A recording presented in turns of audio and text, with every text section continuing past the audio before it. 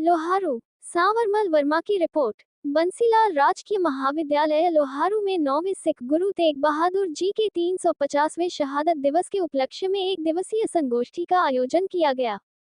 इस अवसर पर मुख्य वक्ता के तौर पर डॉक्टर सुरेंद्र कुमार दलाल, एसोसिएट प्रोफेसर, वैश्य महाविद्यालय भिवानी रहे। कार्यक्रम की अध्यक्षता महाविद्यालय के प्राचार्य डॉक्टर मुकेश कुमार चहल ने की।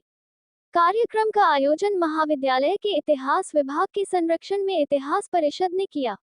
इतिहास विभागाध्यक्ष डॉक्टर सुखवीर सिंह ने मुख्य वक्ता का स्वागत किया तथा बताया कि उच्चतर शिक्षा विभाग हरियाणा के दिशा निर्देशों के अनुसार सभी महाविद्यालयों में सिख गुरु तेग बहादुर जी के 350वें बलिदानी वर्ष पर कार्यक्रम आयोजित किए जा रहे हैं।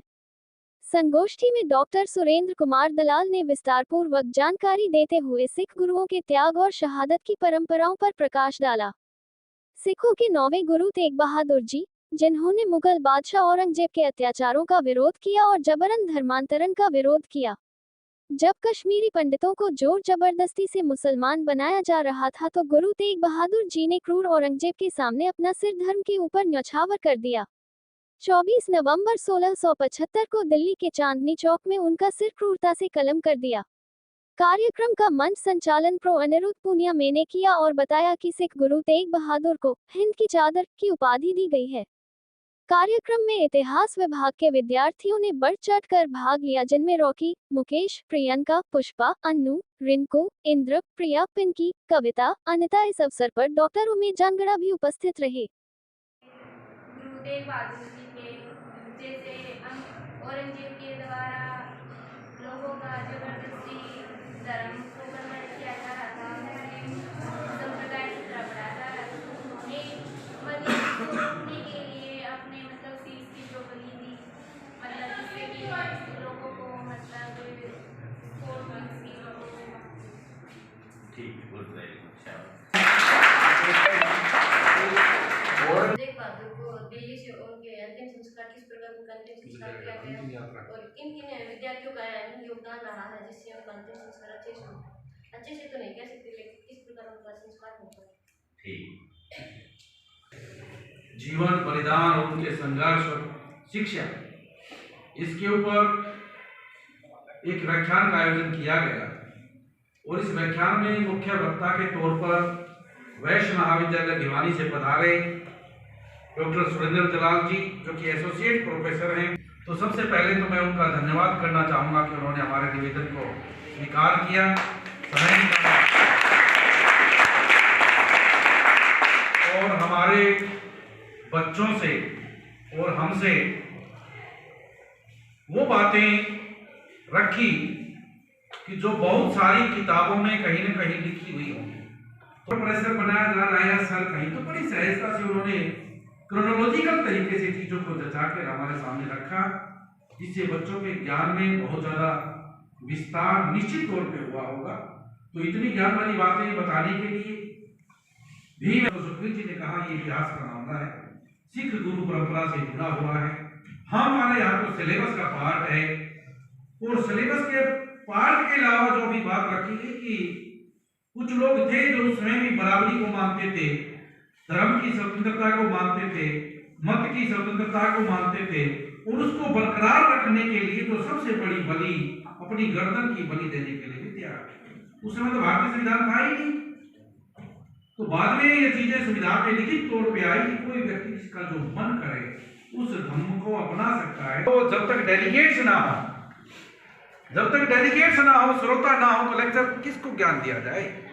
तो मैं इस मंच के माध्यम से धन्यवाद करना चाहूंगा आप सभी विद्यार्थियों का, जिनका बहुत ही ब्राइट फ्यूचर है, जिनको आज समय का त्याग तो हम बैठकर पढ़ने का करते ही हैं, जब शीश का त्याग करने लायक किसी शिक्षा भी आपको दे दे तो किसी से डरने की जरूरत नहीं है।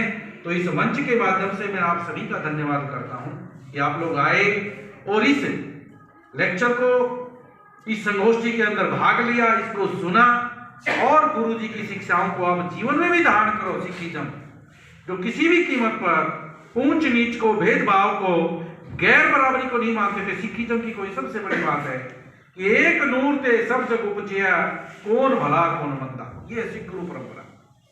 कोई छोटा नहीं, पुरुष महिला के नाम पे रीजन के नाम पे कोई, सब बराबर है। तो इतनी बड़ी बात भारतीय संविधान को लागू करने के बाद भी भारतीय समाज में प्रतिस्थापित नहीं हो पाई है, लेकिन सिखिज्म में प्रतिस्थापित है। तो आप सबका धन्यवाद। साथ ही धन्यवाद करना चाहूँगा मैं हमारे पत्रकार बंधु सांवरमल वर्मा जी, जो हमारे इस कार्यक्रम को कवरेज दे रहे हैं, उनका भी धन्यवाद है। और आप सबका बहुत बहुत धन्यवाद है कि आप आए, इस कार्यक्रम का आपने बड़े अच्छे से सुना और लाभान्वित रहोगे, ऐसा मैं आपको विश्वास दिलाता हूँ। Thank you very much.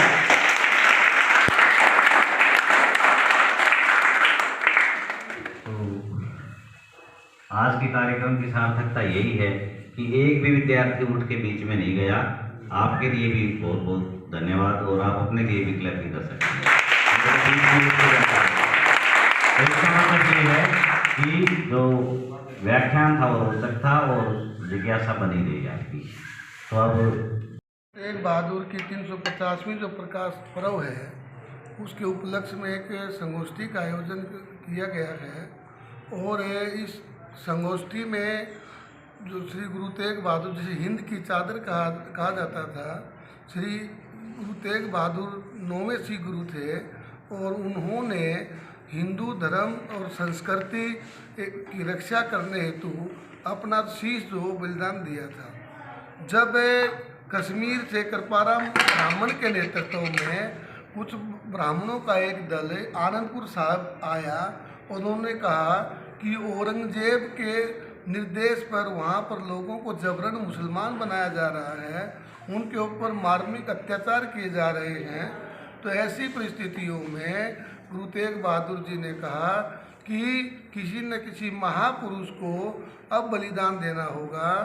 और तब गुरु गोविंद सिंह ने कहा था कि उनसे उपयुक्त व्यक्ति आज के समय में कोई नहीं है। तो तब श्री गुरु तेग बहादुर जो है, उन्होंने औरंगजेब के पास संदेश भिजवाया कि यदि वह उसे मुसलमान धर्म स्वीकार करने के लिए विवश करेंगे और वो मुसलमान धर्म स्वीकार कर लेंगे तो उसके सभी अनुयायी मुसलमान बन जाएंगे। तो अपने इसी संकल्प के साथ जब वो दिल्ली की ओर गए तो उन्हें मलकापुर रंगड़ा नामक जगह पर गिरफ्तार किया गया और चांदनी चौक पर ले जाया गया, जहाँ ये देखते हैं कि उनके ऊपर अत्यधिक अत्याचार किए गए। उनके साथ उनके 3 अनुयायी मतीदास, सतीदास और भाई दयाला थे। मतीदास को जलादों ने जो एक चौखट के में बांध कर उनके सिर के ऊपर आरा रखा गया और उस आरे से बीचों बीच चीर दिया गया, लेकिन उसके चेहरे का चमक जो है वो नहीं गई। दूसरी ओर हम ये देखते हैं कि भाई दयाला को उबलते हुए पानी में कढ़ाई में डाला गया बांध कर, और उन्होंने भी अपना बलिदान दिया। और जो उनके तीसरे अनुयायी थे सतीदास, उनके चारों ओर रुई का ढेर बनाया गया और उसमें आग लगा दी गई और गुरु तेग बहादुर का भी शीश कलम किया गया। तो श्री गुरु तेग बहादुर जी ने यह दर्शाया कि किस प्रकार से क्रूर और अत्याचारी जो राजा है उसका सामना किया जा सकता है। एक और तो औरंगजेब यह सोच रहा था कि गुरु तेग बहादुर की जो हत्या करके वह जो है सबको भयभीत करके मुसलमान बना लेगा, लेकिन इससे जो हम ये देखते हैं कि भारतीय समाज और संस्कृति में लोगों को एक नया संदेश मिला, उन्हें प्रेरणा मिली और उन्होंने औरंगजेब के विरुद्ध जो है सतत संघर्ष किया। तो नाम सुरेंद्र कुमार, डॉक्टर सुरेंद्र कुमार, शाहबाग वैश्य महाविद्यालय भिवानी। धन्यवाद वर्मा जी। आज 21 नवंबर 2025 को महाविद्यालय के अंदर गुरु तेग बहादुर जी के 350वें जो गुरु पर्व है उसके ऊपर एक संगोष्ठी का आयोजन किया गया था और इस संगोष्ठी में मुख्य वक्ता के तौर पर डॉक्टर सुरेंद्र कुमार जी दलाल, जो कि वैश्य महाविद्यालय में एसोसिएट प्रोफेसर के पद पर कार्यरत हैं, वो मुख्य वक्ता के तौर पर रहे। तो गुरु पर्व के अवसर पर महाविद्यालय के इतिहास विभाग की तरफ से एक संगोष्ठी का आयोजन किया गया, जिसमें गुरु जी के जीवन, उनके संघर्ष, बलिदान और शिक्षाओं के ऊपर प्रकाश डाला गया।